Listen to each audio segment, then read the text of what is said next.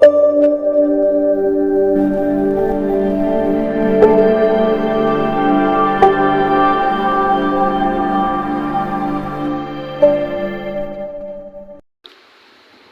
वालेकुम स्टूडेंट्स, मैं हूं आपका टीचर उमर फ़ारूक।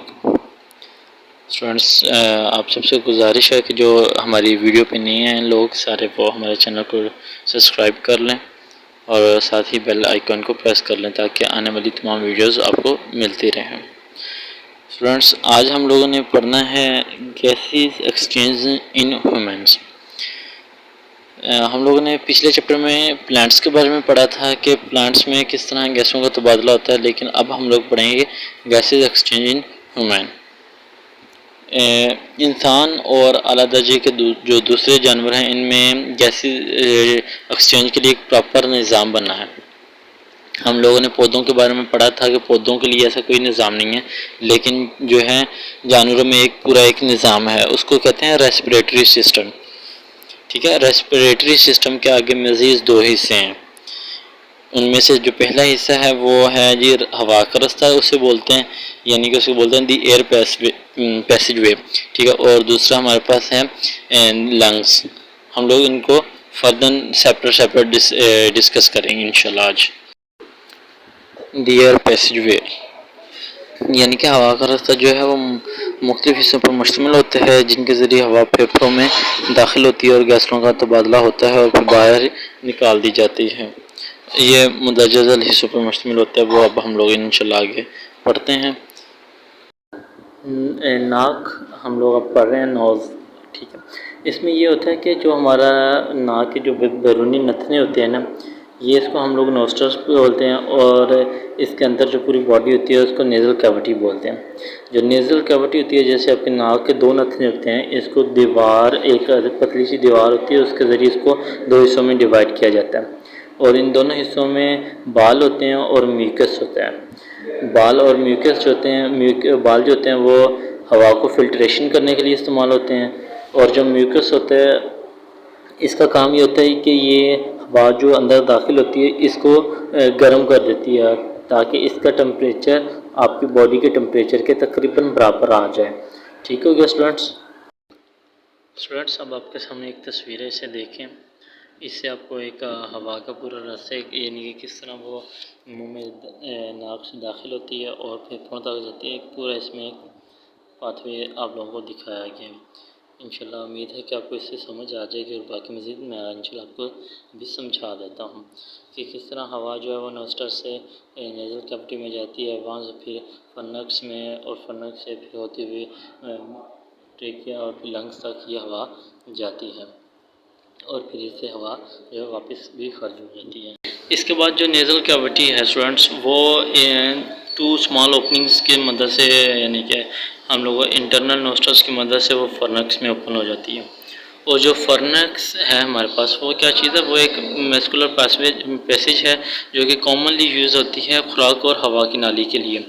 ठीक हो गया, और इसके अंदर एक और छोटी सी नालियाँ होती हैं जो कि ये जो नाली है ये एसोफेगस और फिर हमारे लर्नक्स के लिए, दोनों के लिए कंबाइन तौर पर यूज़ हो जाती है।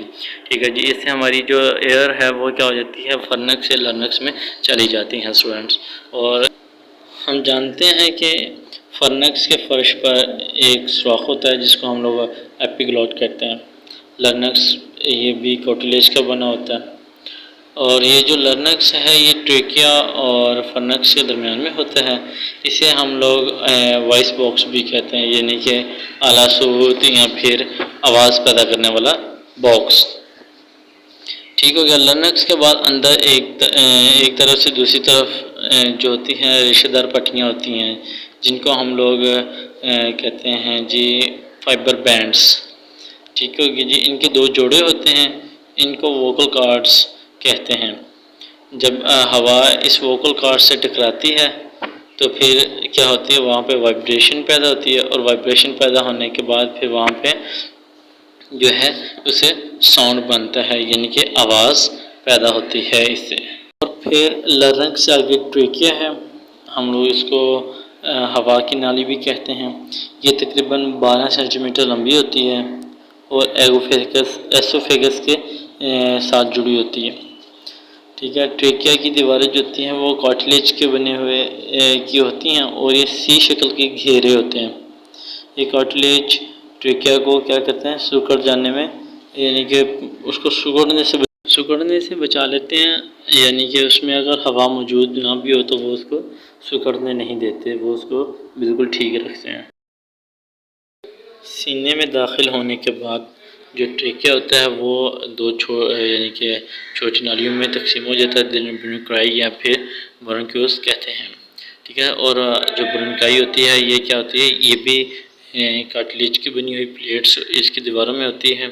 और जो हर ब्रोंकाई है वो जो लंग्स में दाखिल होने से पहले तकसीम हो जाती है छोटी शाखों में।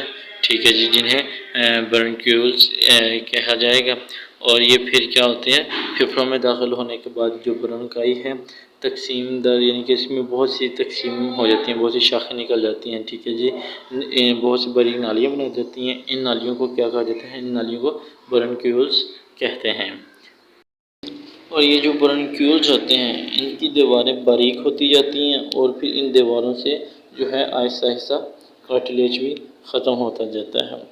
ब्रोंक्यूल्स बहुत सी बारीक जो ट्यूब्यूल्स हैं इनके साथ ख़त्म हो जाती हैं।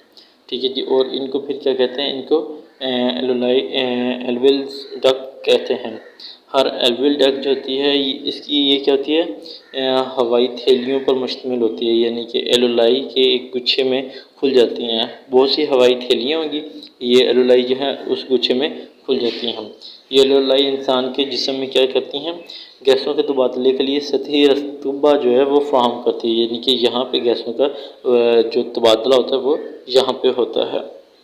हल एलोलाई जो होगी, जो हल एल्वियल डक्ट्स जो होगी वो क्या कहती है, एक थैली नुमा साख्त होती है।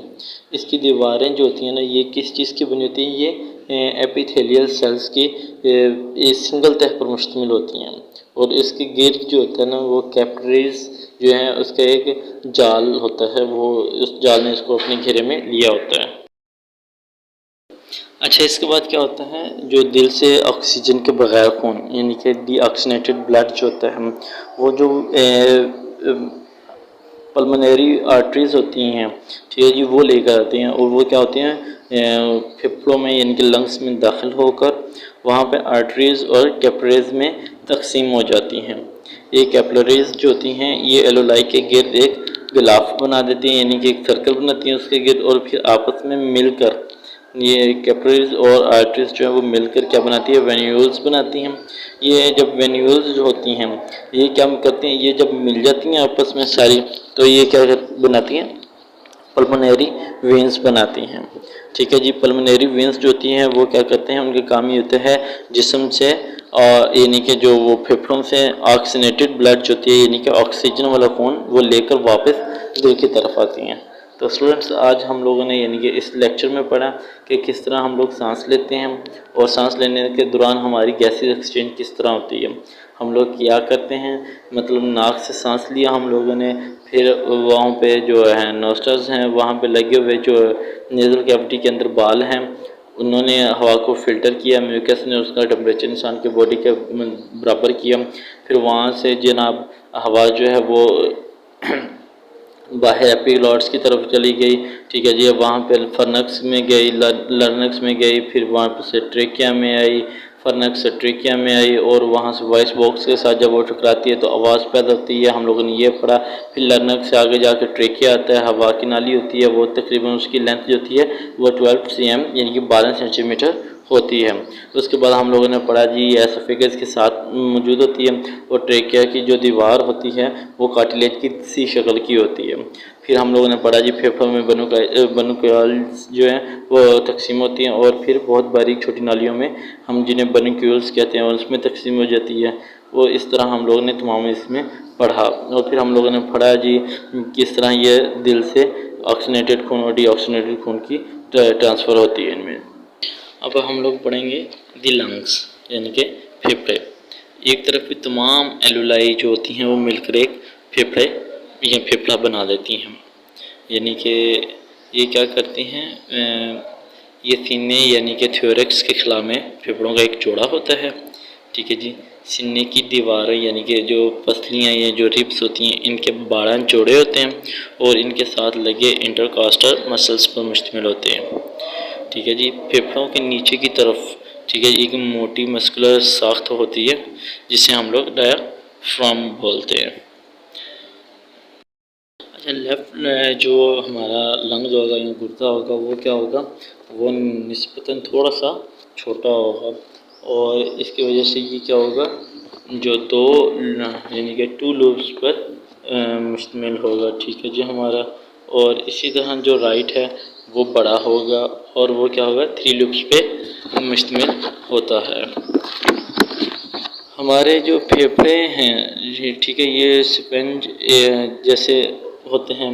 ठीक है। और ये क्या होंगे, लचकदार ऑर्गन्स हैं हमारे जिस्म के। इनके अंदर ब्लड वेसल्स भी होती हैं। ठीक है जी, जो कि हम लोग जानते हैं ये क्या होते हैं, पल्मोनरी आर्टरीज होती हैं और वेन्स की शाखें होती हैं।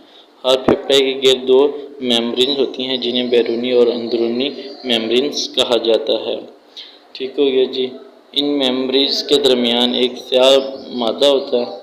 ठीक है जी, जो फेफड़ों को क्या करता है जी, इंडिपेंडेंटली या आज़ादाना तौर पर यह क्या करता है, ये फैल और सुकर सकता है। उसके दरमियान फिर ये क्या करती हैं, रगड़ के पैदा नहीं होने देती, यानी कि उसको क्या करती है, लिब्रिकेशंस फ्राहम करती हैं। ठीक हो गया स्टूडेंट्स। आई होप कि आपको ये लंग्स भी समझ आ गया होगा। तो इंशाल्लाह मिलते हैं हम लोग अपनी नई वीडियो के अंदर। तब तक अल्लाह हाफिज़। अल्लाह पाक आपका हामी नासिर। दुआ है कि अल्लाह पाक आपको कामयाबी दे और हमारी वीडियोज़ को मुकम्मल देखें ताकि आपको इससे इंशाल्लाह फ़ायदा होगा।